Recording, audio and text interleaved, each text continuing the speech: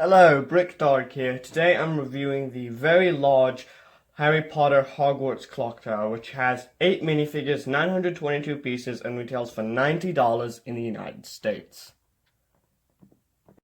So here's Harry Potter in his Yule Ball outfit. All the characters in this set are based upon their outfits in the Yule Ball, which makes for some very nice exclusive variants.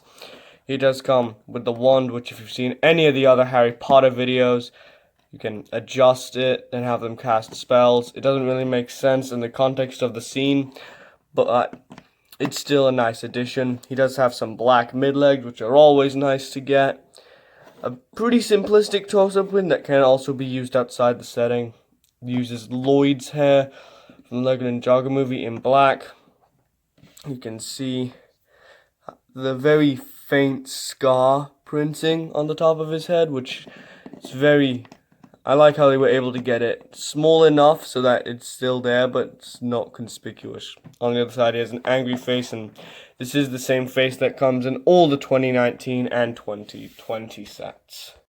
Here's Ron in his Yule Ball outfit with his old great Aunt Tessie hand-me-down. Really like this figure. You can see through the reflection some of the details on it. It's a very fun inclusion. And just kind of a wacky idea. Oh, well, not idea, but just wacky from the scene. He has a happy face and then an angry face, which does fit the scene pretty well.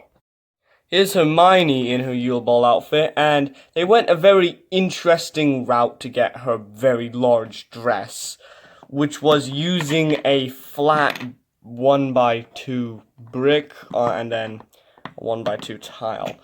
I think that works alright from the front. From the back, it looks very weird. But from the front, it looks alright. I still think it would have been very difficult, so this was probably the most cost-effective way to do it. But I probably would have preferred like a big cloth piece to attach at the hips. Instead, we just get 2 bricks. You do have the nice torso print, which is very nice, works pretty well.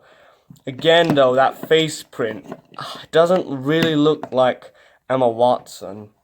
And she does have this hairpiece, which I think is the Queen's hairpiece from minifigure series 15, I think it is. But correct me if I'm wrong, but I'm pretty sure it's not a new hairpiece. That's about it for Hermione. Very interesting figure for the legs. Here's Madame Maxine, who stands a lot taller than one of the other figures, or any of the other figures, to be exact.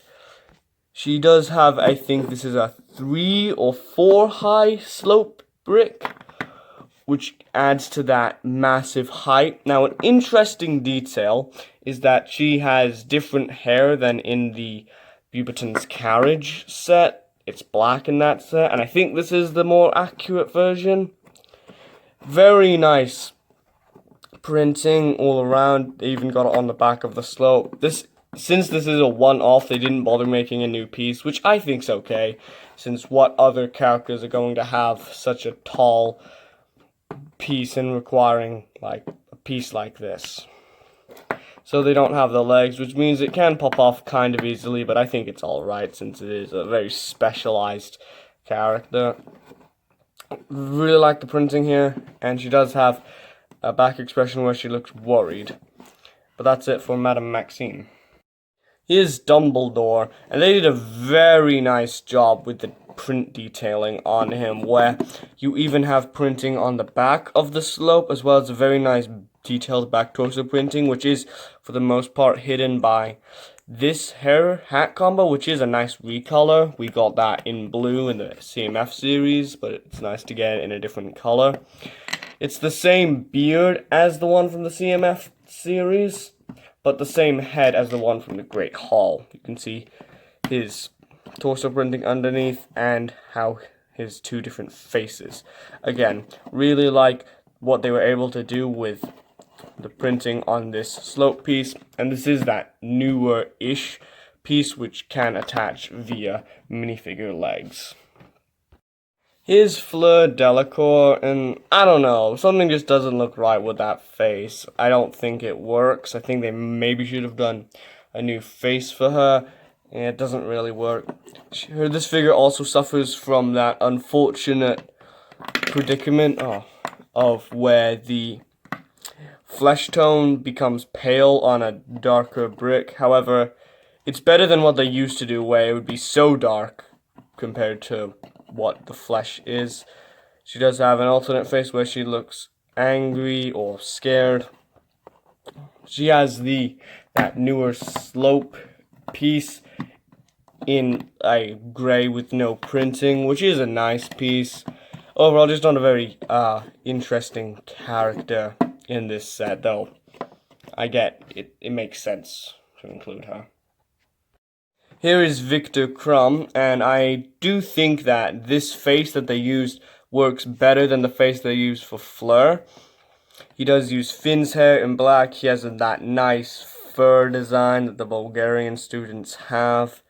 On the other side, he has a smile which doesn't really fit his character, but it's alright since this front face does fit his character.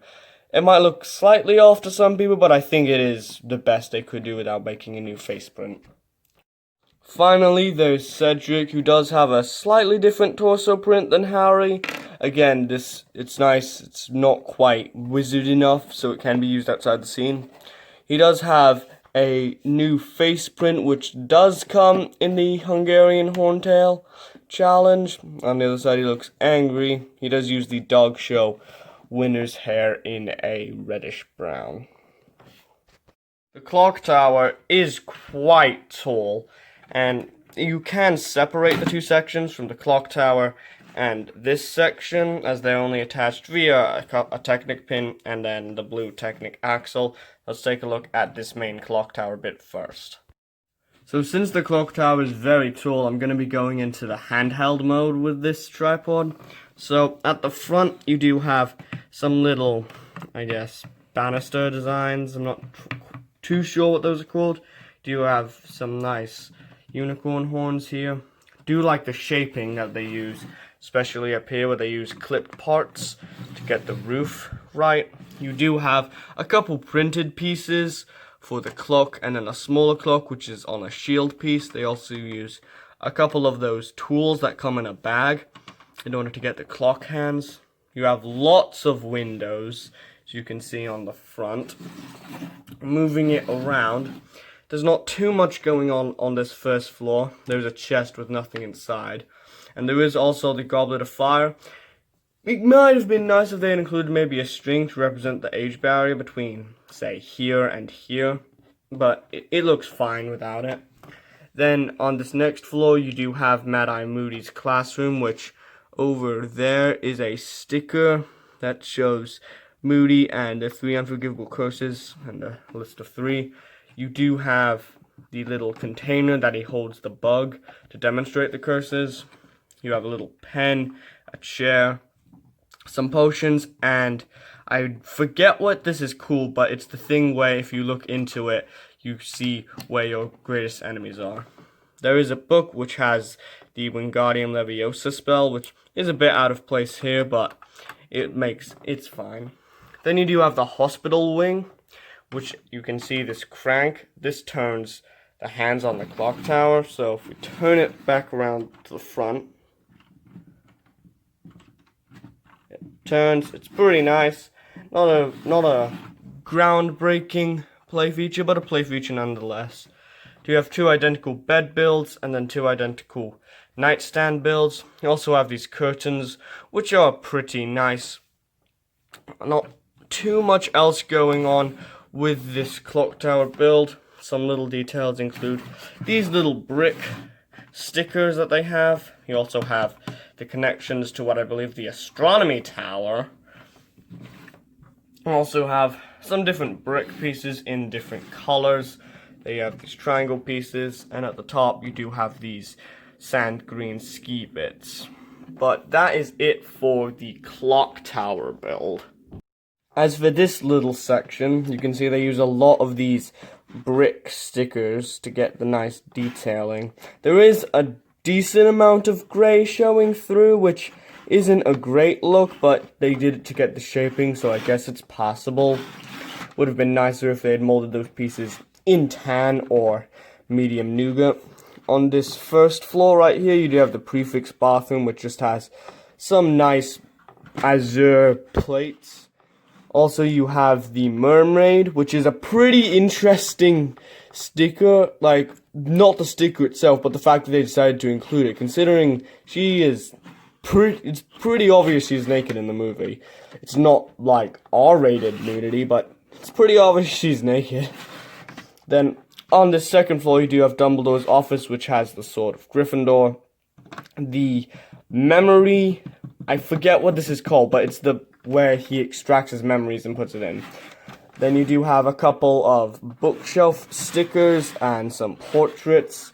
You also have a bit of parchment and an ink feather, as well as what seems to be like a goblet or something. Then, if you can kind of see at the back, you do have some stickers going on these panels. You can see forks, and then also you can see the sorting hat. Then you have the little Yule Ball area itself, and this has another play feature. Let me just, so you can see it better, where if you turn this, they turn. It's a pretty decent play feature. You can have, say, Victor and Hermione. You can have them dancing. Now, I kind of wish there was like a crank or some sort to make it easier to have them dance, because they do. It's very hands-on. You can knock someone off easily. They do use those newest splat pieces, as they're called, to get that turning. But overall, it's a fine play feature. It's nothing too great, although I kind of wish there was a crank or something. They do use some nice bits to get the icicle detailing, and then there's also a little bit of fire at the back. But that's it for the castle build, and as a reminder, it can connect back up rather easily, and boom, you have the whole little Hogwarts display. One final thing before we take a look at the packaging. There are these little table builds, which are different in the glasses they have on them.